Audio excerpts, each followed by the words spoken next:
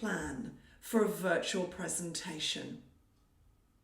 I'm going to offer 3 tips that can transform a lot of dry, dull slides into a much more engaging experience for our audience. Firstly, in the remote environment, we have got to plan to interact early, often, throughout our presentation. Because if we don't, this is the distraction environment. Our audience is much more likely to zone out and get distracted into doing other things like calls, messages, emails, or going and walking their dog.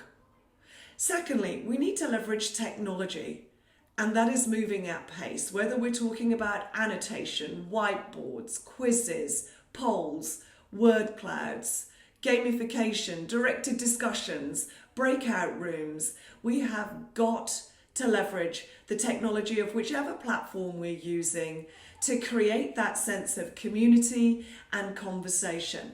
And not just for the sake of it, but connected to the topic and the agenda that we're looking to drive. Thirdly, we should remember the brilliant Daniel Kahneman's Nobel Prize winning work around the peak end rule. This is a cognitive bias around memory. In other words, our audience will reflect on our experience and will use 2 data points to determine whether or not they thought it was an experience that was positive or not. Firstly, what was the peak emotion I felt? And that emotion could be positive or negative. Secondly, how did I feel at the end? Notice my use of language. It's how I felt, not what I thought.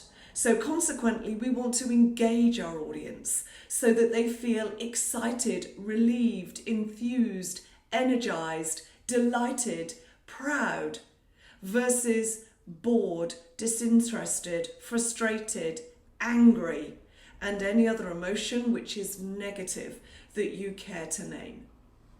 When you're planning a virtual presentation, ladies and gentlemen, leverage those 3 critical strategies.